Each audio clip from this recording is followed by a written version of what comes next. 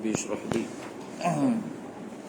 صدري ويسر لي أمري واحلل عقدة من لساني يفقه قولي ولا حول ولا قوة إلا بالله العلي العظيم. اللهم صل على سيدنا محمد.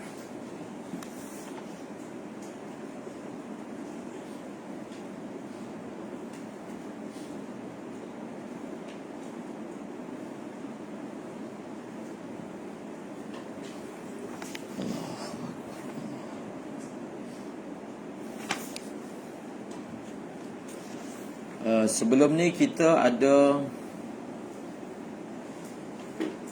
menyatakan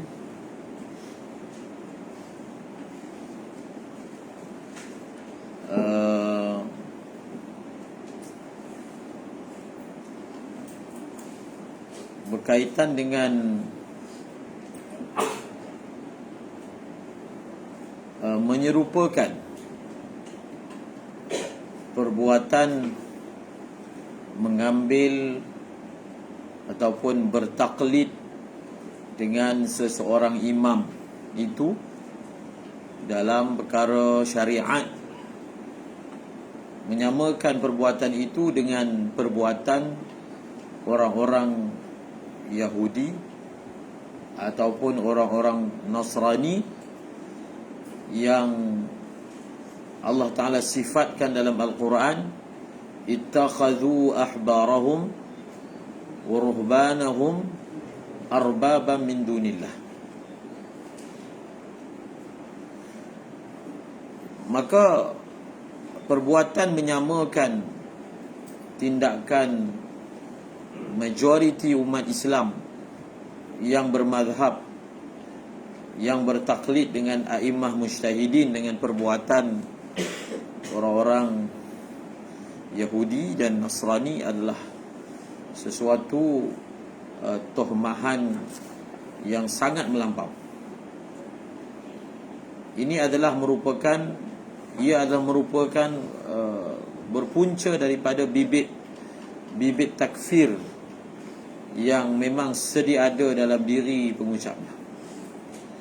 Justru dengan sedikit syubhat yang sebenarnya dia telah tersilap dalam perkara itu, melemparkan tuduhan yang amat berat bukan kepada kelompok kecil, bahkan kepada majoriti umat Islam, bukan hanya pada masa kini, tetapi ia telah berjalan ratusan bahkan 1000 tahun lamanya.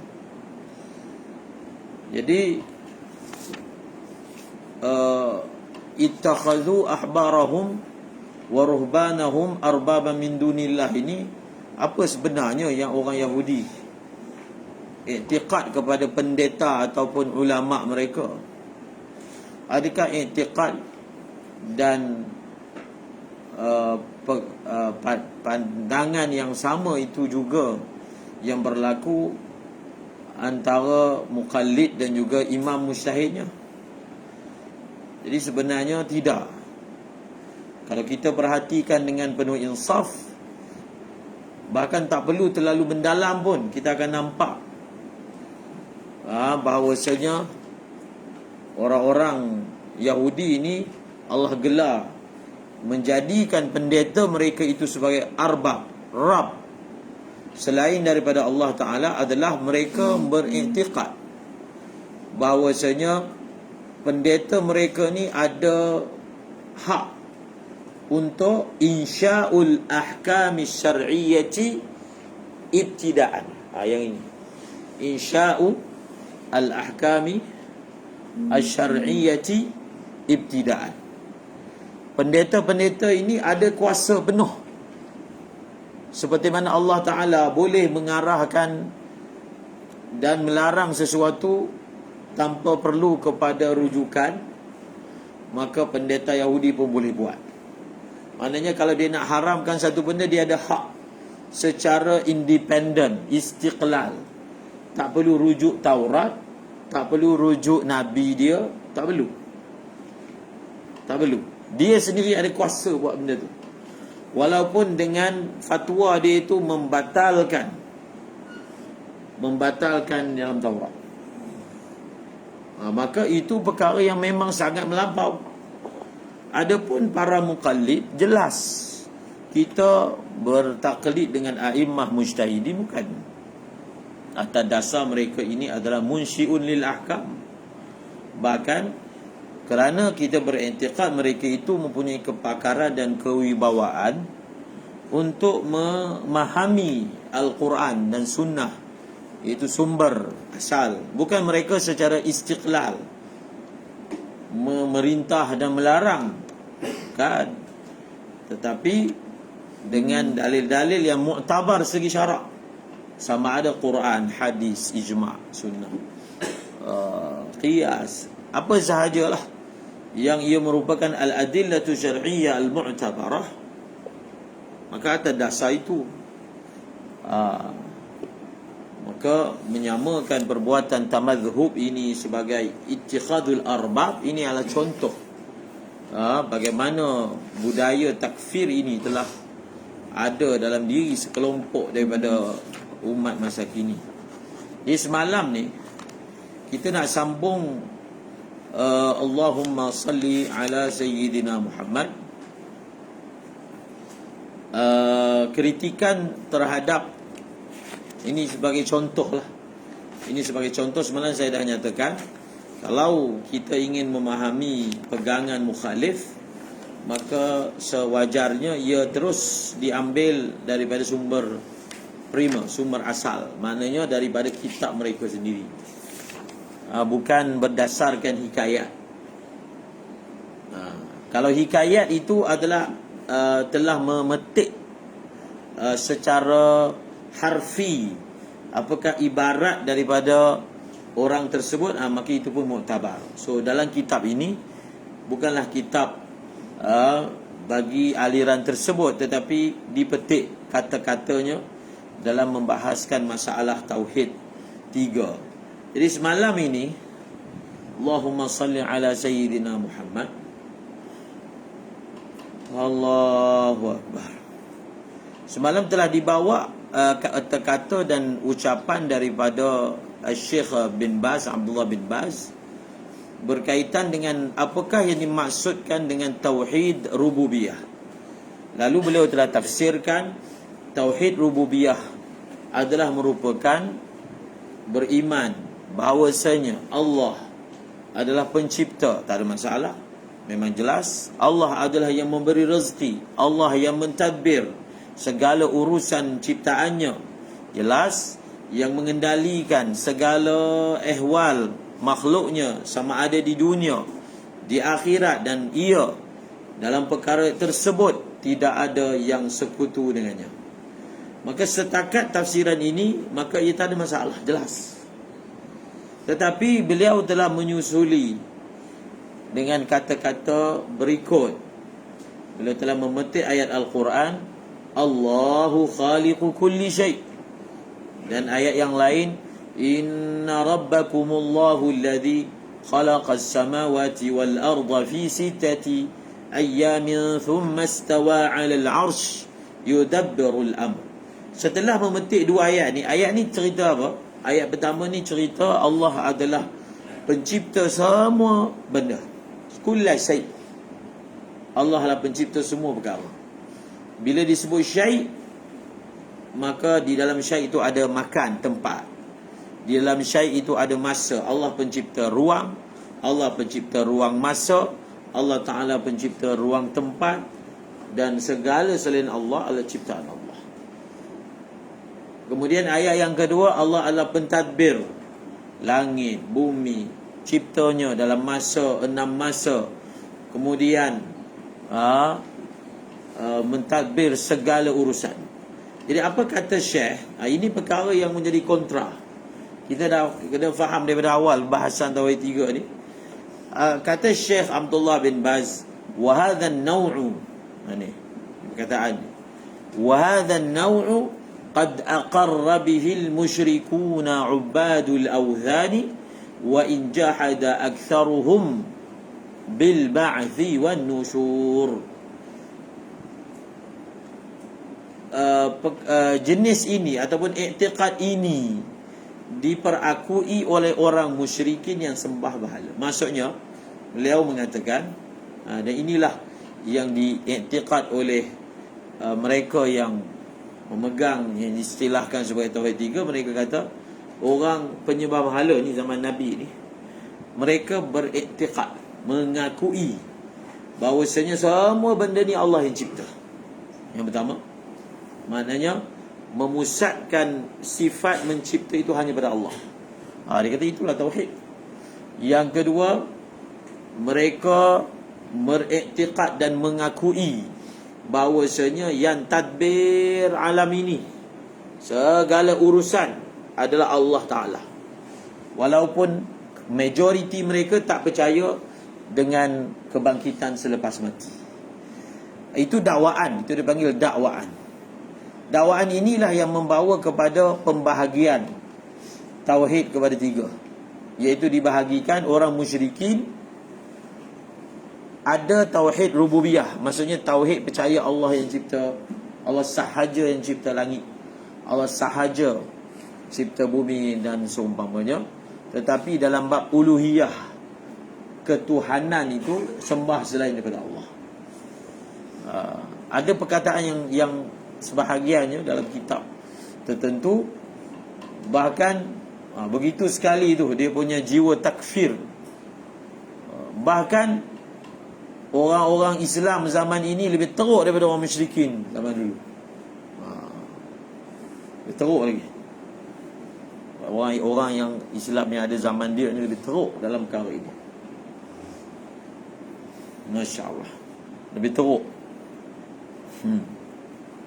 Maknanya lebih musyrik daripada orang musyrik zaman Nabi itu. Jadi persoalan dia, itu dipanggil dakwaan. Dakwaan semua orang boleh dakwa. Bukan semestinya bila sesuatu itu didakwa, benda itu betul. Dakwaan, dia kata betul lah. Betul tak? Betul lah, betul dia kata. Tapi betul tak apa yang dia kata? Faham? Ada beza kan?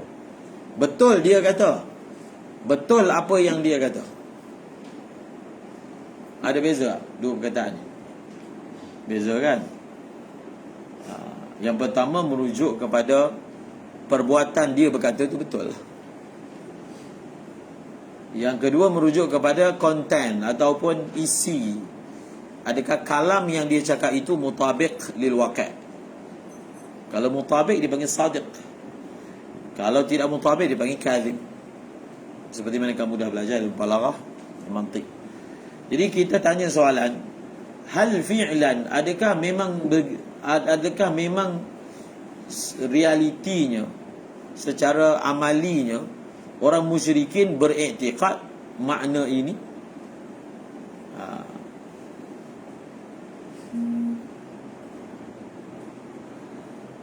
Betul ke? Betul ke menurut iktikad orang musyrikin tidak ada pentadbir alam ni melainkan Allah sahaja? Mereka tak sekutu Allah dalam bab ni. Betul ke? Faham? Soalan dia. Yang tadi tu kamu dakwa. Tapi soalannya betul ke? Setelah diteliti berdasarkan catatan sebelum ni, ini yang kita tak baca. Berdasarkan catatan sebelum ini, bukti daripada ayat-ayat Al-Quran, maka sebenarnya mereka ini tidak ada iktikad hatta dalam bab rububiyah pun kepada Allah Ta'ala. Mereka juga beriktikad bahawasanya di sana ada Tuhan selain Allah, di sana juga ada Rabb selain Allah. Maksudnya di sana juga ada sesuatu kuasa selain daripada Allah yang tadbir alam. So kalau berdasarkan bukti yang kita telah nyatakan sebelum ini, bahawasanya di sisi mereka juga ada Rabb selain daripada Allah. Rabb dengan makna ada kuasa selain daripada Allah dalam urusan rububiyah, maka tidak benarlah dakwaan bahawasanya orang musyrikin itu dalam bab rububiyah itu mentauhidkan Allah Subhanahu wa ta'ala.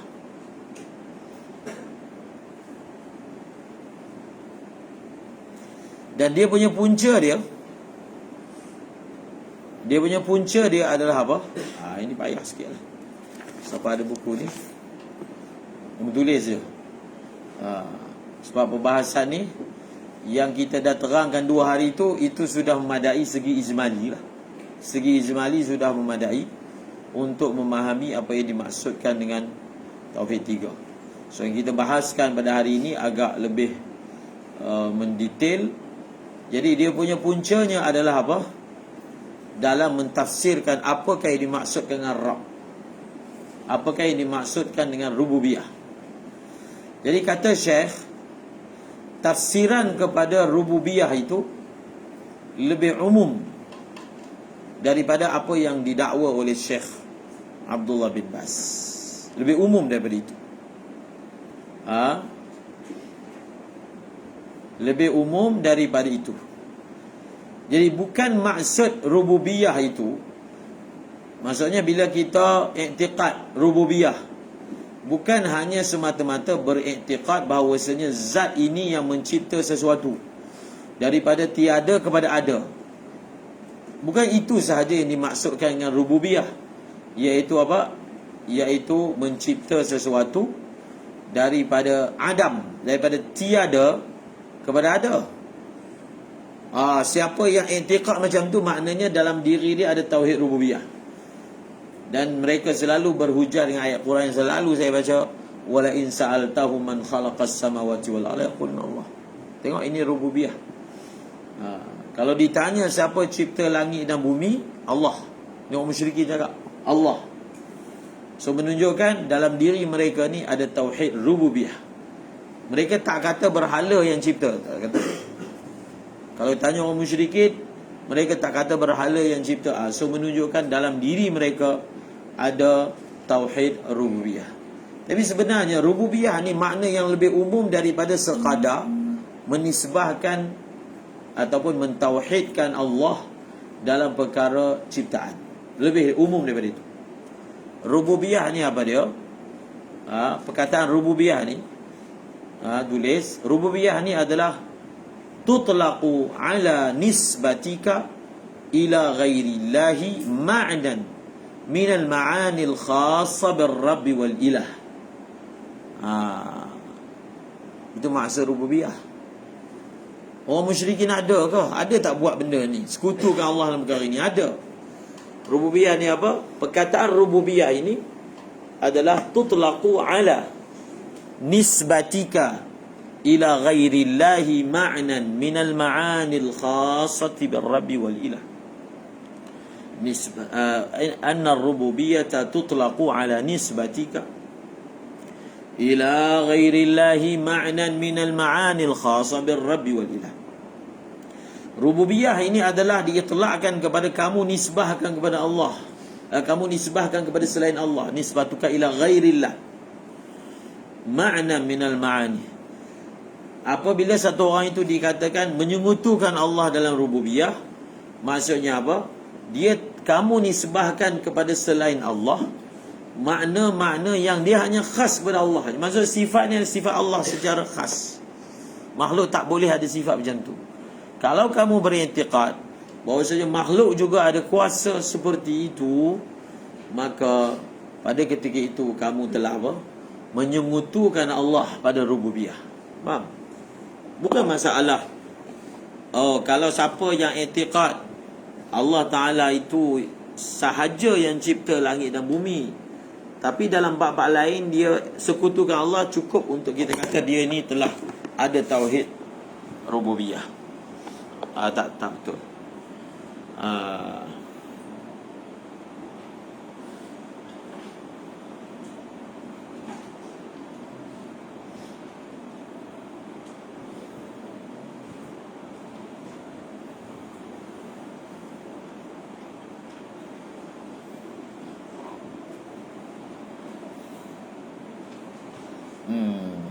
Apa ayat dia?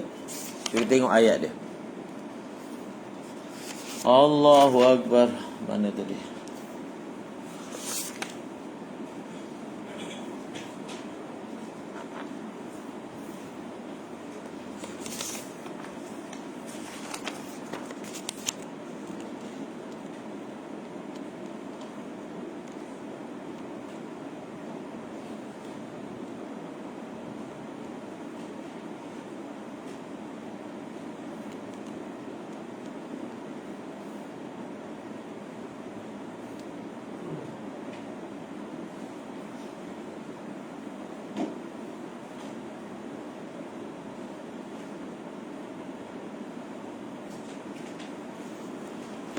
dalilnya bahawasanya orang musyrikin, mereka ini juga telah menisbahkan kepada selain daripada Allah ni kuasa untuk tadbir dan tasarruf. Dalil dia adalah surah Zumar.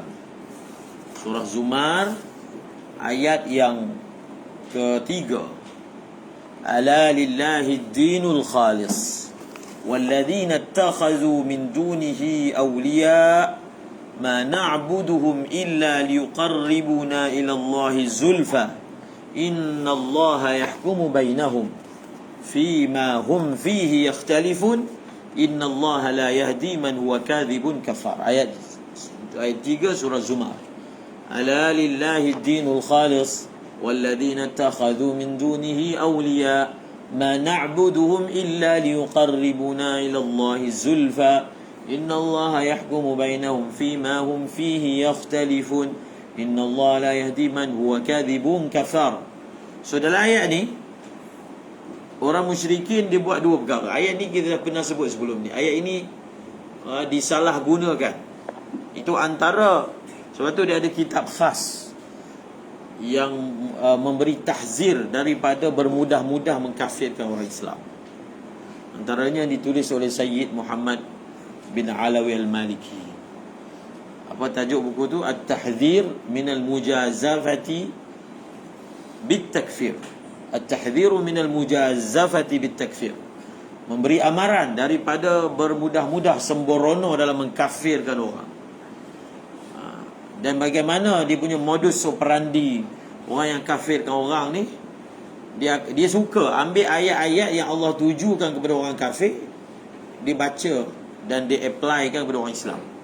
Ayat tu Allah masukkan orang kafir, tapi dia samakan, dia kata ini si fulan ni macam ayat ni, lalu dia kafirkan orang.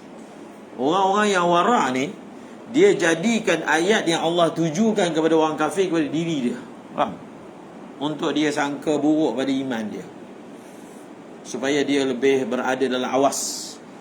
Contoh kan, contoh ayat adhabtum tayyibatikum fi hayatikum ad-dunya wastamta'tum biha.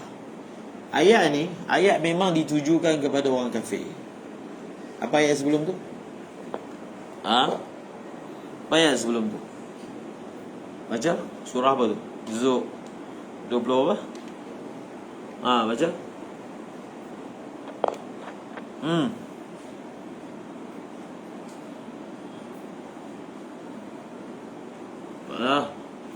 Zuk 26.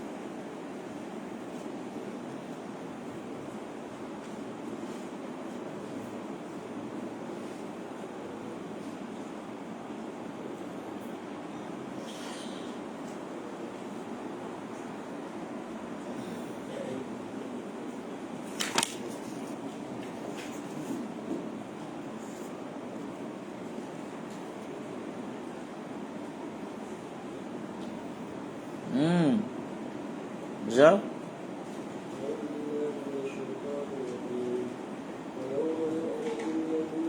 Wa yawma yu'radu alladhina kafaru 'ala an-nar. Orang kafir, adhabtum tayyibatikum. Okey? Tapi ayat ni duduk dalam peristiwa harta ghanimah itu sahabat kan, bila harta ghanimah dilambakkan di Madinah, harta ghanimah sama Sayyidina Umar, maka beliau menangis. Lalu beliau menangis sebab dia mengingatkan takut nanti ke akhirat Allah Ta'ala kata adhabtum tayyibatikum, kamu dah dapat dah perkara-perkara yang baik-baik kat dunia. Maksudnya dengan mujahadah dapat ni harta ghanimah. Jadi kamu semua dah dapat dah bahagian dunia kamu, ke akhirat tak ada apa-apa. Ayat ni Allah Ta'ala tujuan kepada orang kafir. Tetapi Sayyidina Umar ambil tatbik di sini, takut nanti ke akhirat dikatakan kamu Umar, kamu dah dapat dah segala balasan mujahadah, jihad, perang, ibadah dalam bentuk harta ghanimah. Sekarang ni ke akhirat kamu hanya menunggu pembalasan atas dosa saja. Jadi itu sifat orang beriman kan. Bila dibaca ayat yang Allah Ta'ala ceritakan tentang neraka terhadap orang kafir, maka dia muhasabah diri dia. Bukan dia ambil ayat tu tuju kat orang Islam. Faham? Tuju kat orang Islam, maka kafirkan orang Islam. Itu bahaya tu. Orang yang dah terjebak dalam penyakit ni, kita akan tengok lidah dia ringan untuk mengkafirkan orang Islam. Apatah lagi jahlan, atas dasar kejahilan, tak tahu membezakan antara tauhid dan juga apa maksud tauhid, apa maksud syirik.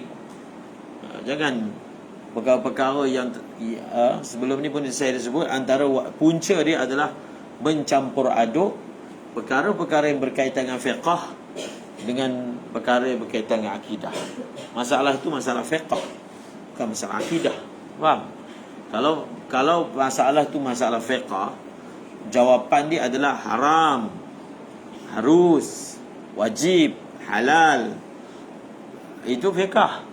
Kalau akidah, syirik, kufur, tauhid, itu bawa akidah kan. Tapi dijadikan masalah berkaitan dengan fiqh, dijadikan masalah itu sebagai masalah akidah, lalu terus dihukum kufur, syirik pada orang-orang Islam. Allahu Akbar. Jadi kita kembali, orang-orang musyrikin ni dalam ayat surah Zumar tadi, dia telah nisbahkan dua perkara kepada selain Allah. Pertama, ma na'buduhum illa liqarribuna ila Allah zulfa. Jadi ini perkara yang sangat jelas. Mereka telah sembah selain Allah. Sembah tu, sembah, buat ibadat kepada selain daripada Allah supaya dapat. Itu perkara yang pertama. Perkara pertama yang mereka buat adalah ibadatul awthan. Sebab itu mereka ni dipanggil ibadah, ubadul awthan, penyembah berhala. Dia memang sembah. Apa maksud dia sembah? Dia apa yang ibadah yang dibuat kepada Allah, dibuat kepada selain Allah. Faham? Dibuat kepada selain Allah. Contohnya apa? Sujud dengan ta'zim, dibuat kepada Allah kan? Dibuat kepada selain Allah. Rukuk dibuat untuk Allah, dibuat kepada selain Allah. Meminta secara mustaqil. Jadi meminta yang syirik ni adalah kita minta dari satu benda dalam keadaan kita yakin dia itu secara istiqlal, tak perlu bergantung kepada sesiapa, boleh selesaikan masalah kita. Siapa yang minta kepada selain Allah dengan i'tiqad macam tu, kafirlah dia. Faham? Tapi kalau dia minta dari satu orang atas nama asbab, bukan atas nama orang ni ada kuasa mutlak, atas nama asbab, minta bantuan, minta, maka itu bukan syirik. Faham? Itu bukan namanya syirik. Allahu Akbar. Itu perkara yang pertama. Mereka buat apa dalam ayat ni? Ibadatul awthan, ibadah. Yang kedua, apa mereka buat? Mereka beriktikad bahawasanya awthan itu, berhala-berhala yang mereka sembah itu ada kuasa rububiyah, ada kuasa apa? Takrib. Dalam ayat ini mereka kata liyuqarribuna ilallahi zulfa, supaya berhala itu hampirkan diri kami kepada Allah.